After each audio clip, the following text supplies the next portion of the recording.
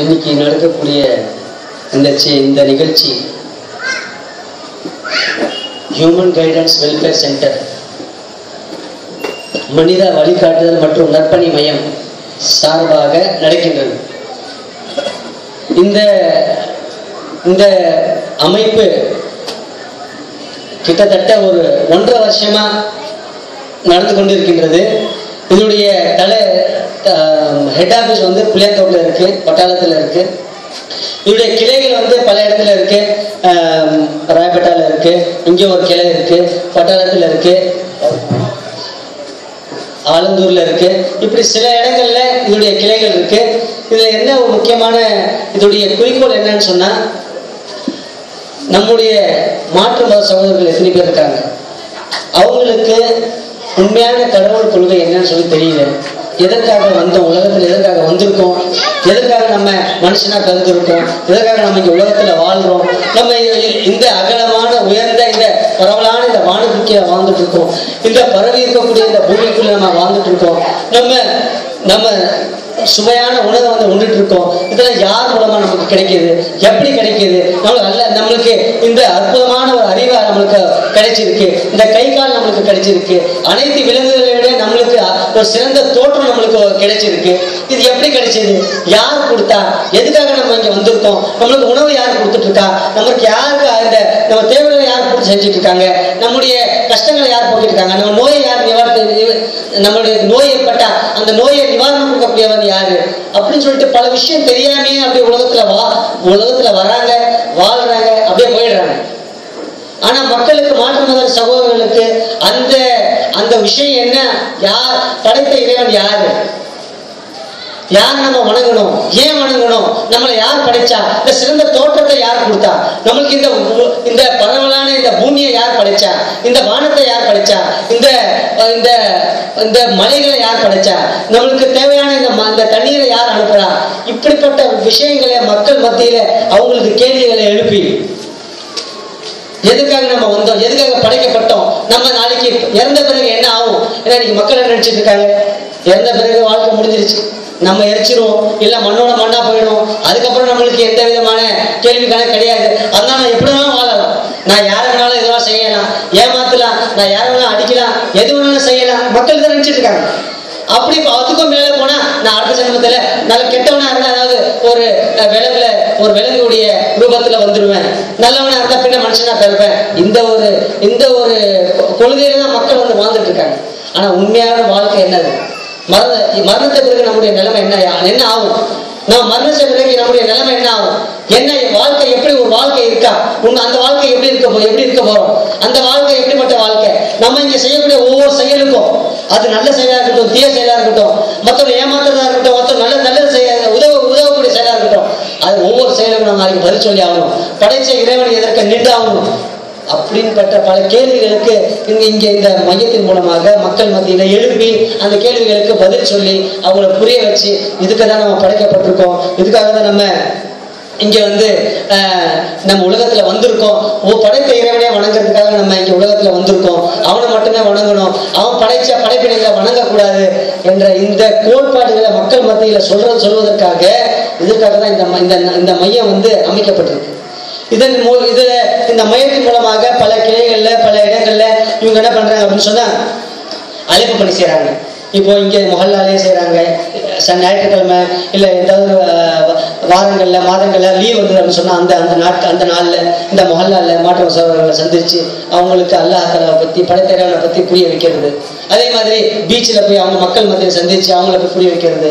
இப்படி மக்கள் மத்தியில அதுக்கப்புறம் அவங்களுக்கு பேம்ப்ளெட் கொடுக்கறது, அதுக்கப்புறம் யாராவது புரிஞ்சு அவங்களுக்கு ஆசையா இருக்கு அப்படின்னு சொன்னா அவங்க குரான் கேட்டாங்கன்னா அவங்களுக்கு குரான் இருந்தாங்க படிங்க புரிஞ்சுக்கிங்க. ஏன்னு சொன்னா குரான் மூலமா எத்தனை பேர் ஈமான் கொண்டு வந்திருக்காங்க, எத்தனை பேர் அவங்க படிச்சு எத்தனை பேர் ஈமான் கொண்டு வந்திருக்காங்க. இன்னைக்கு நம்ம எத்தனை பேரை பார்க்கறோம், எத்தனை பேர் ஈமான் இன்னைக்கு நான் பார்த்துட்டே வரலாம், நம்மளுக்கு தெரிய மாட்டேங்குது எத்தனை பேர் ஈமான் கொள்றாங்க. அப்துல்லா பெரியாதாசன் அவரே இந்த குரானை படிச்சு அதை ஆராய்ந்து அதுக்கப்புறம் அவர் இஸ்லாத்தை ஏற்றுக்கிட்டாரு. அவர் ஒரு நாத்திகவாதியா இருந்தாரு, இப்போ அவர் இஸ்லாத்தை ஏற்றுக்கிட்டாரு. முஹிபுல்லா என்ற அவர் புத்திஸ்ட் ஒரு போதகராக இருந்தார், புத்த மத போதகராக இருந்தார். அவருக்கு சில நபர்கள் வந்து புத்தகங்களை கொடுத்தாங்க, அதை படிச்சு அவரு இஸ்லாத்தை ஏற்றுக்கொண்டாரு. இப்படிதான் நம்ம சொன்னாதான் நம்ம வந்து இஸ்லாம் வந்து பரப்ப முடியும். அப்போ இதன் காரணமாக தான் ஏன் சொன்ன நம்முடைய நோக்கம் என்ன, மக்கள் இந்த உலகத்துல வெற்றி பெறது மட்டும் கிடையாது. இது 4 நாள் வாழ்க்கை, இதோட முடிஞ்சிட போகுது. ஆனா உண்மையான வாழ்க்கை ஆரம்பிக்கிறது மரணத்துக்கு பிறகுதான். மரணத்துக்கு பிறகுதான் உண்மையான வாழ்க்கை ஆரம்பிக்க போகுது. அந்த வாழ்க்கையில வெற்றி பெறணும், சொர்க்கத்துக்கு போகணுன்றதுக்காக தான் மக்களை சொர்க்கத்துக்கு நுழைய வைக்கிறதுக்காக இங்க முயற்சி, நம்மளுடைய முயற்சி. நரகத்துல இருந்து மக்களை காப்பாற்றணும், நரகத்தை வேதனை நிரந்தரமா இருக்கக்கூடிய அந்த நரகத்துல அந்த வாழ்க்கையை அதுல இருந்து நம்ம மக்களை காப்பாற்றணுன்றதுக்காக இங்க ஒரு முயற்சி நம்ம செஞ்சுட்டு இருக்கோம். அதற்காக அல்லாஹ் தஆலா செய்யறோம், நம்மளுக்கு உதவி செஞ்சுட்டு இருக்காங்க. அதுக்கப்புறம் இதே மாதிரி இந்த மையத்தின் சார்பாக ஃப்ரீ மெடிக்கல் கேம்ப் நடத்தி அங்கே ரத்தம் டெஸ்ட், உடம்பு டெஸ்ட், அதுக்கு அதே மாதிரி அந்த மெடிக்கல் கேம்ப் நடத்துகிறோம். அதே மாதிரி இந்த மையத்தின் சார்பாக ஏழை எளியவர்களுக்கு பழைய துணி, அதாவது பெரிய பணக்காரர்கள் அவங்க துணிகள்லாம் கொடுத்தாங்கன்னு சொன்னால் அதை கலெக்ட் பண்ணி அவங்ககிட்ட வாங்கி ஏழை ரொம்ப துணி இல்லாதவங்களுக்கு, வசதி இல்லாதவர்களுக்கு அவங்களுக்காக துணியை கொடுக்கறது, வசதி கொடுக்கறது அவங்களுக்காக.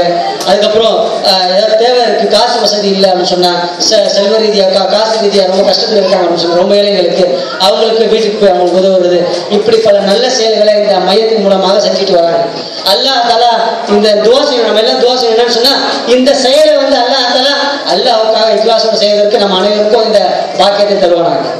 அதே மாதிரி இந்த செயலை இன்னைக்கு மட்டும் இல்லாம தொடர்ச்சியா இன்ஷா அல்லாஹ் உலகம் இருக்கிற வரைக்கும் இந்த செயலை அப்படியே செய்துக்கிட்டு இருக்கிறதுக்கு அல்லாஹ் தஆலா நம்ம அனைவருக்கும் இந்த செயலை செய்வதற்கு என்ன செய்யணும், நீங்க நம்ம அல்லாஹ் தஆலா இந்த பாக்கியத்தை தருவதற்கு அல்லாஹ் நம்ம துஆ செய்யணும், அல்லாஹ் தஆலா தருவானாக. அதே மாதிரி இந்த மையத்திற்காக கேட்டுக்கொள்வது என்னன்னு சொன்னா, இப்ப நீங்க இந்த மையத்துக்காக எப்படி உதவுவதற்காக நீங்க தயாரா இருக்கீங்க, அதாவது காசு ரீதியா நீங்க உதவுவதற்கு தயாரா இருக்கீங்கன்னு சொன்னா மாசத்துக்கு நீங்க சந்தா கொடுக்கலாம். ஏன்னா இதன் மூலமாக நம்ம இவங்க என்ன செய்வாங்க அப்படின்னு சொன்னா குர்ஆன் வாங்கி கொடுக்கறதுக்கு அது யூஸ் பண்ணுவாங்க. அதுக்கப்புறம் பேம்ப்ளெட் பிரிண்ட் பண்றதுக்கு யூஸ் பண்ணுவாங்க.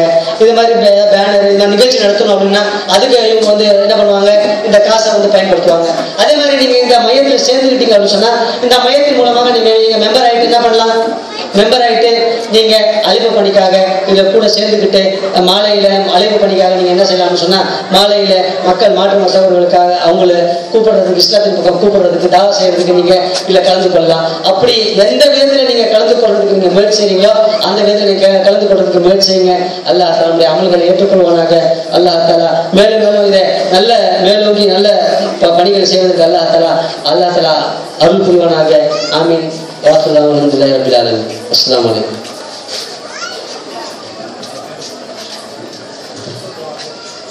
அஸ்ஸலாமு அலைக்கும்.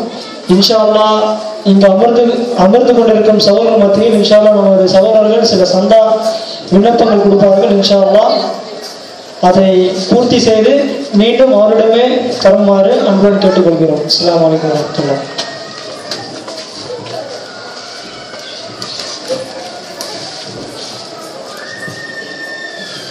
இப்பொழுது மௌலவி அன்சார் ஹுசைன் ஃபிர்தோசி அவர்கள் औलियाक्कलुम इरेनेसरगले என்ற தலைப்பில் தமிழில் உரையாற்றுவார்கள். जिसको तमिल नहीं आती है उनसे गुजारिश है कि वो वैसे ही बैठ जाए, उठ के ना जाए.